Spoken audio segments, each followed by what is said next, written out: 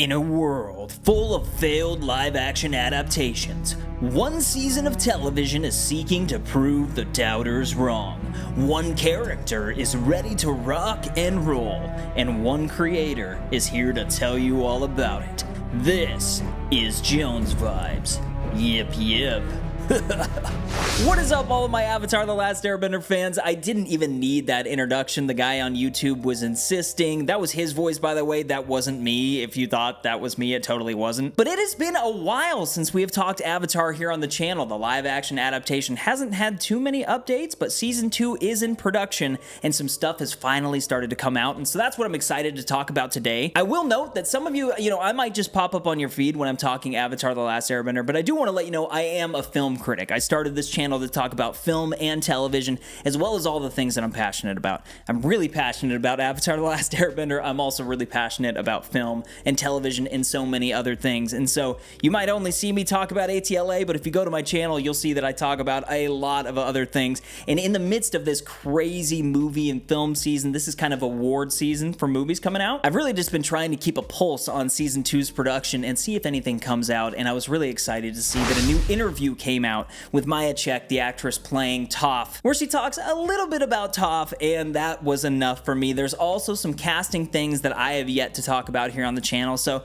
I wanted to speculate as well as talk about some of my expectations heading into Season 2. As always, my friends, make sure you head down to the comments section. Let me know all of your thoughts regarding everything that we talk about today. Truthfully, you guys are the reasons why I keep making these videos. I love to nerd out about this stuff. I love ATLA, like I said, and so keeping this hype train alive as we head towards Season 2, it's a lot of fun for me, and I want it to be a lot of fun for you guys, so please leave me your thoughts down below, keep that conversation going, and let's dive in. I think a good place to start is with this casting announcement. Now, this came out, you guys have probably seen this. This is probably about a month and a half ago-ish that this came out.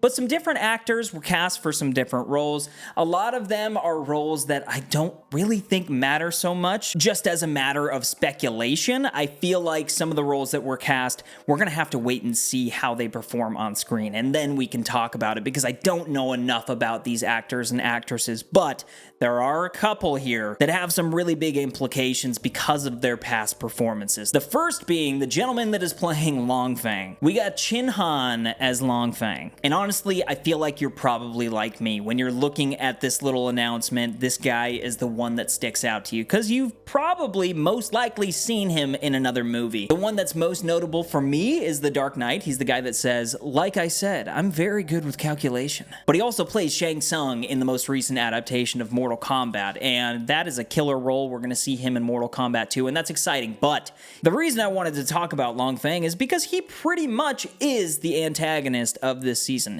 Him and Azula. This is something that I love so much about Avatar The Last Airbender, how it's kind of broken into these sections. You have one villain who is the overall villain for the entire thing. You have Fire Lord Ozai, and he is the end all. But in the middle of all that, you have these broken up villains. You got Zhao and Zuko coming at you in Season 1, and then in Season 2, you're smacked with Azula and Long Feng and the Dae Li. And so I feel like people, it's been like a month and a half. I haven't seen many people talking about how important this casting is, because Long Feng is such an important character. This actor is great. I think this is a perfect cast. He's a dude that can be scary. I think that he can put on a little bit of charm if you need him to, but he's very, very stoic. He's a very, very hardened type guy, and I think he fits the bill when you're trying to achieve that menacing tone. Now, is he going to be pretty much bald and have like a little mustache? I don't know what they're going to do with the design of the character, but so far, I think this looks great. I'm also just curious with how Season 1 went, how much things were kind of broken up and switched around, and you see some things get discarded,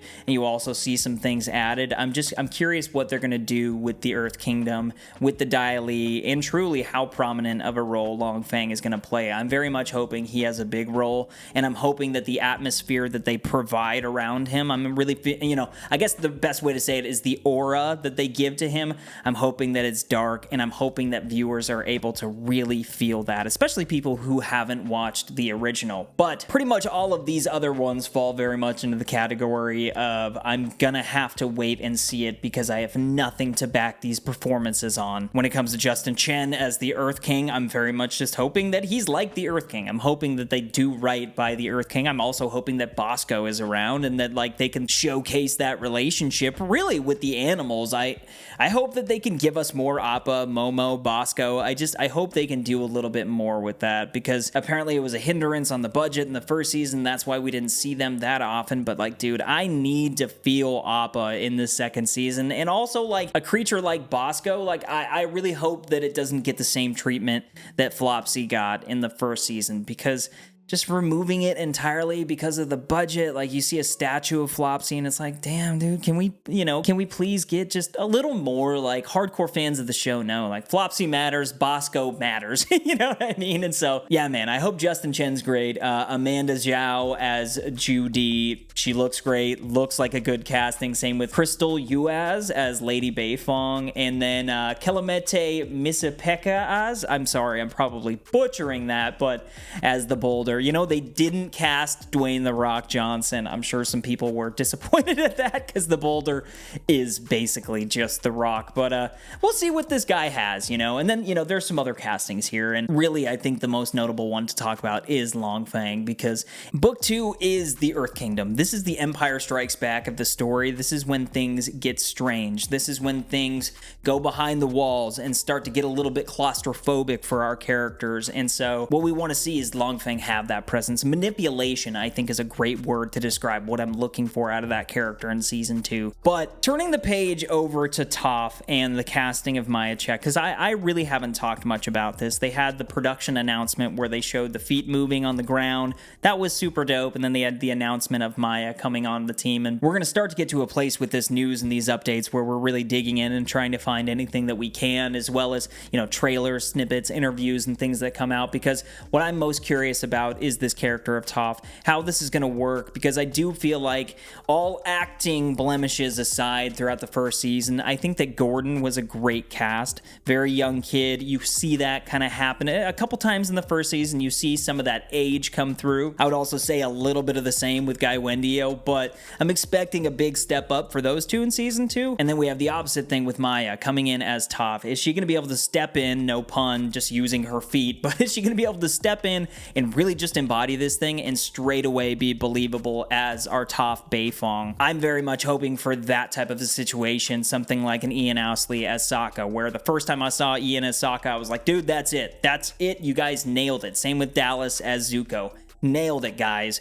Great job. I don't know much about Miya's history. I don't know much about her as an actress, but so far all I've seen is that she has a lot of charisma. She also has a lot of sass, and that's what you need for this character. It seems like they're having a lot of fun on set. That's really the only stuff that's been coming out, which also makes me confident, because there hasn't been a ton that's been leaked. It's a very hardcore closed environment, and with the seriousness of this second season and the third season that's been greenlit, and you kind of know they're working into that, I hope that they're taking all the time that they need to really work out the kinks and really put their all into this season 2 and 3. But there are a couple of videos that I found on YouTube of Miya Cech. She's being interviewed. She's at the Unforgettable Gala, and Avatar: The Last Airbender season 1 is being honored, and so she was there talking about Toph. This is the first time that I've really heard her talk about Toph, and so I wanted to watch a couple of these with you guys and kind of go through them and then give my comments. The first one is courtesy of Shine On Media. I want to shout out that YouTube channel. But yeah, let's listen to Miya here. Let's see what she says. I'd like to be a part of Avatar: The Last Airbender because it's such a huge property. Like, what is it like to be a part of it? I am so incredibly honored, especially like just to be playing a role that I have held so close to my heart ever since I was a kid. It's super exciting, and also it's like kind of surreal, like, because we're still in production. I sometimes will catch myself in the mirror and I'm like, oh, I'm playing Toph Beifong, and I'm like, I'm her right now. Like, that's weird. And then like it sets in for the 10th time that week that I'm doing something I always dreamed of doing. It's one of those moments that you almost never think will happen, and then when it does, you're like, am I dreaming?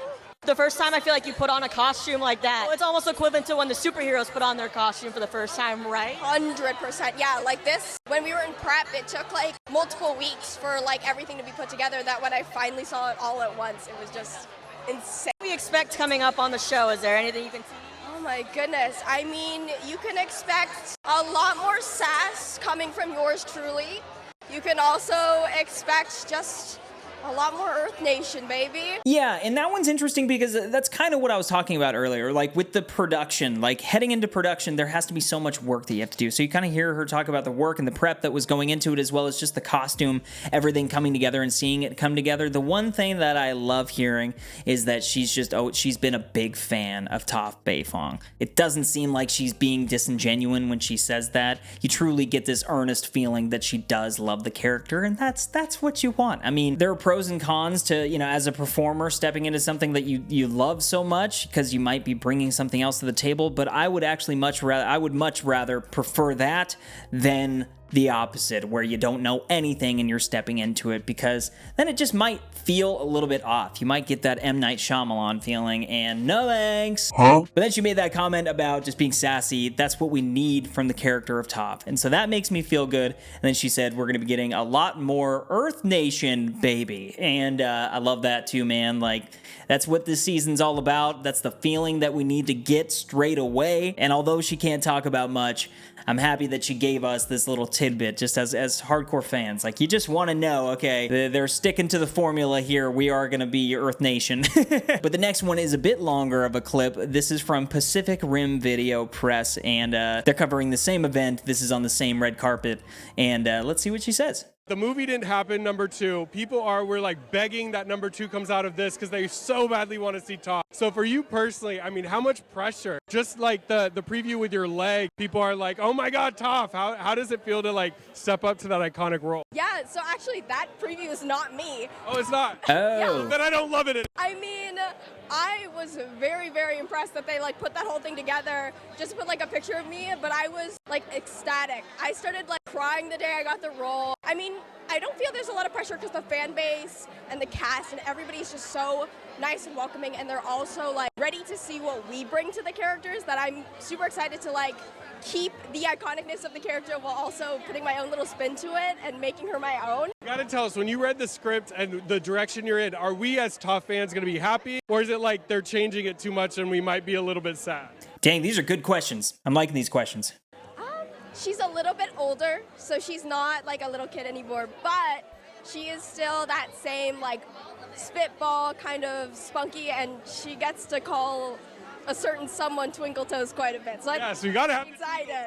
I think there are going to be a lot of things that the fans are going to remember from the animated series, and a lot of things that they're going to be excited to see that are brand new. So I'm excited. When did y'all start filming? Yeah, we started filming in October. We started prep in September. There was a lot of training and all sorts of different things happening. We're still in production until March, so we're going strong. Cool. Are we getting you all in 2025, 2026, or we don't know? That is a great question. Hopefully soon. Dang, man, whoever that was asking the questions, that was good. Those were great questions, and I'm happy that was especially like the changes to Toph and her saying that Toph is a little bit older, because I think this is something that maybe has been skipped over by a lot of people. You haven't been thinking about it, but Toph is going to be a tiny bit older, and I, for one, don't have much of an issue with that, but I could see maybe some people having an issue with that. I don't know. But the other thing that kind of piqued my interest was her just saying, fans of the original series are going to love the Easter eggs that are in there and love seeing all of this stuff adapted, but there's also going to be some new stuff.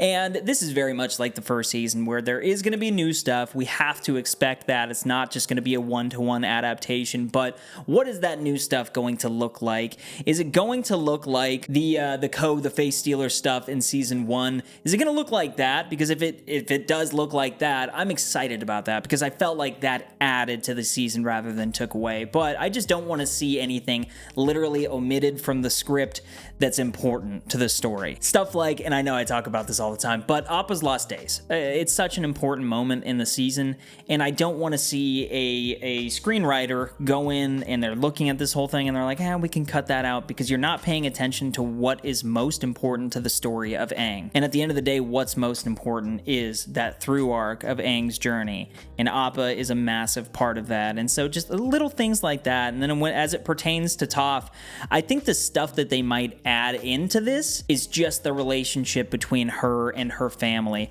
Them making an announcement about casting Lady Beifong, I think is important, and I think that tells a bit of a story where it's like, okay, this isn't just going to be an extra that we're just going to see for a second. We might actually see a little bit of communication and a little bit of back and forth there and dive in a bit deeper to Toph as a character. And I like that. And when you have a teenager as opposed to a 12-year-old, 11-year-old, I think that makes for a little bit of emotional depth that might be needed when we're adapting this into a live action series. You know what I mean? So that's exciting. And then she, there was a lot of exciting stuff that she talked about. He asked about when is this going to be coming out, 25 or 26? Nobody really knows. I doubt it's going to be late 2025. I bet it's going to be early 2026, but we're definitely going to see on that. As soon as I hear anything, I'll be sure to report that to you guys. But overall, I think the vibe that she is putting out into the world is that she is very excited, obviously, but that she cares about this character enormously. They know that the hype surrounding Toph is real. That's why the production promo that they put together, they just put Toph straight in that. Like, that wasn't even her.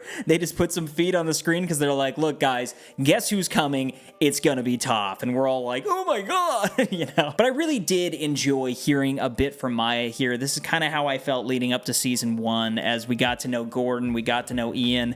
Look, Avatar: The Last Airbender might just be a show to some people, but this is something that means a ton to me as a fan. More than Star Wars, more than Harry Potter, Avatar means the world to me. And so, as strange as it might seem to some people, like getting to know Gordon and Ian and Kiawentiio as we went along that journey to season 1, it was important for me because I was like, who am I trusting these characters to, And as production went along on season 1 and now as production is going along on season 2, you get the overall vibe from this series, from this live action, that everybody just cares a lot about the original series.